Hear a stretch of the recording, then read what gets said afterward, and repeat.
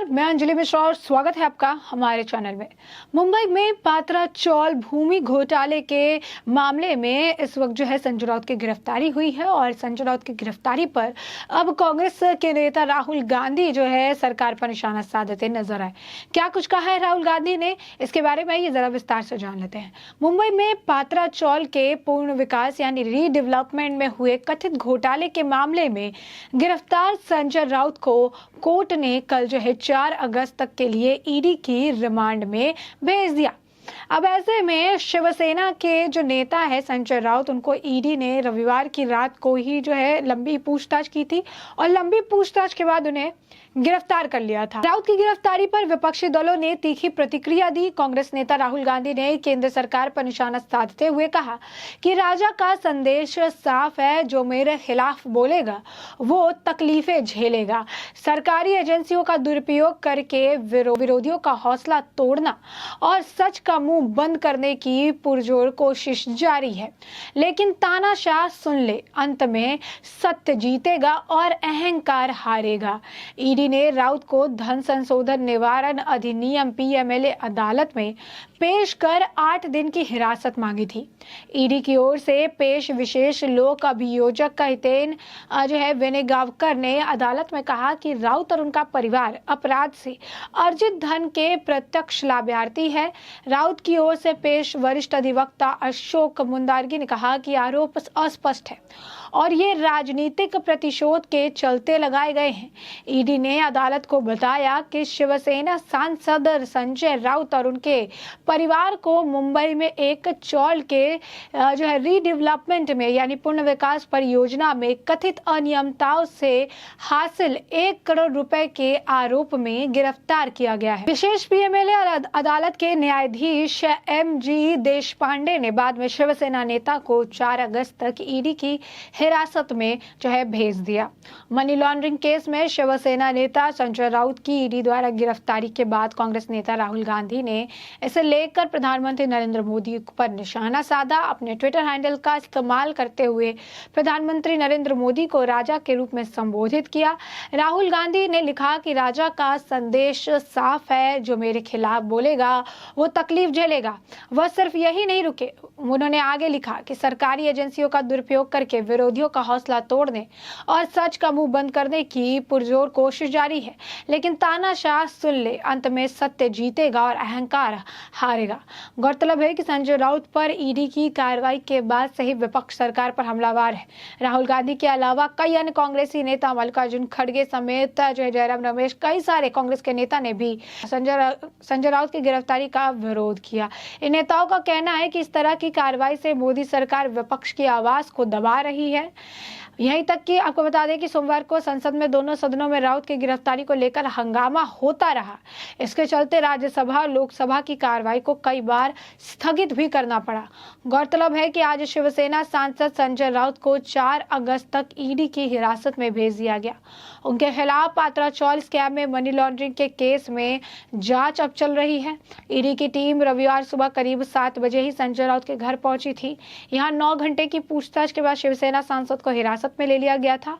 इसके बाद देर रात ईडी ने संजय राउत को गिरफ्तार कर लिया। ईडी का यह भी कहना है कि राउत के घर में करीब 11 लाख कैश बरामद हुआ है। ईडी ने आज सुबह संजय राउत का मेडिकल कराया और इसके बाद उन्हें कोर्ट में पेश किया गया। कोर्ट में ईडी ने राउत के लिए 8 दिन की रिमांड मांगी थी। हालांकि कोर्ट ने सिर्फ 4 अगस्त तक की ही रिमांड जो है मंजूर की। इस बीच दोपहर में महाराष्ट्र के पूर्व मुख्यमंत्री उद्धव ठाकरे संजय राउत के घर पहुंचे और उनके परिवार से मुलाकात की। इसके बाद प्रेस कॉन्फ्रेंस में ठाकरे ने राउत का पूरा समर्थन करते हुए उन्हें असली शिव सैनिक बताया और ये भी कहा कि किस तरीके से वो संजय राउत पर काफी ज्यादा गर्व महसूस कर रहे हैं। संजय राउत जो है असली शिव सैनिक है।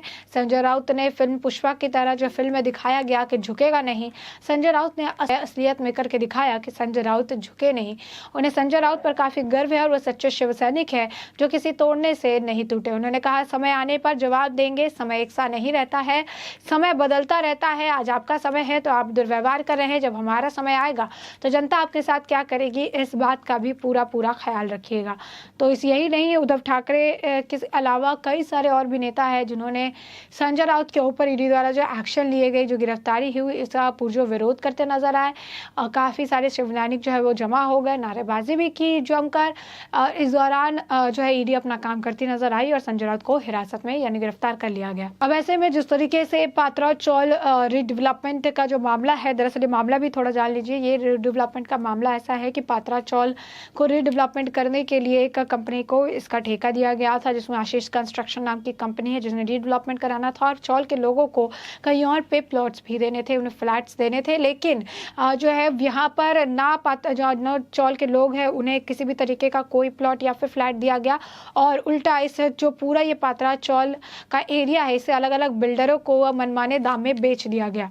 तो उसके बाद ये मामला जो है काफ़ी बाद में इसको उठाया गया, लेकिन उस वक्त महाविकास अघाड़ी की सरकार थी। इस मामले को दबाने का पूरा प्रयास किया गया, लेकिन वक्त के साथ ये मामला तूल पकड़ता गया और सभी को पता चल गया कि क्योंकि 1034 करोड़ रुपए का जो ये पूरा घोटाला है, इतना बड़ा घोटाला निकल कर सामने आया और इस घोटाले पर जांच जब आगे होती रही तो पता चला कि इसमें एक के बाद एक पहले जो है संजय पाटनकर, उसके बाद फिर राउत, उनकी पत्नी वर्षा राउत, इसी तरीके से एक के बाद एक तार जुड़ते गए और अब संजय राउत के ऊपर भी नकेल कसते नजर आए।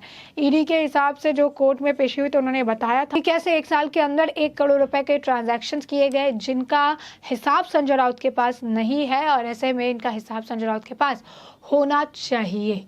तो आप देख सकते हैं पात्रा चौल के पुनर्विकास में जो कथित घोटाला हुआ है उस मामले में ही संजय राउत को गिरफ्तार किया गया और उसे कोर्ट ने जो है अपना फैसला सुनाते हुए संजय राउत को ईडी की 4 दिन के रिमांड में भेज दी। ईडी ने 8 दिन के रिमांड की मांग की थी, लेकिन 4 दिन के रिमांड में इन्हें भेज दिया गया।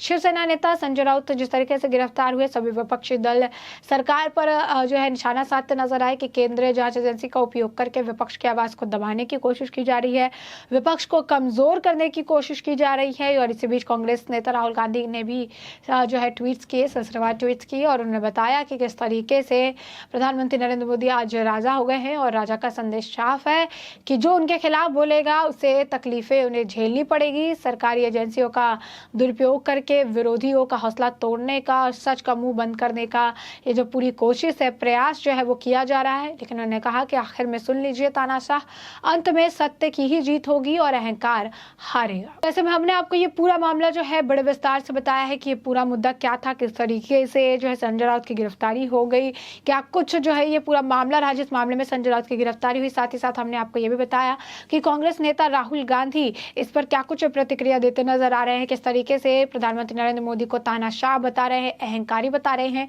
और कह रहे हैं कि सत्य की विजय होगी और बहुत जल्दी जो है अहंकार हारने वाला है। साथ ही साथ उन्होंने इस तरीके की किसी भी कार्रवाई को, विपक्ष की आवाज को दबाने, सच की आवाज को दबाने का प्रयास बताया है।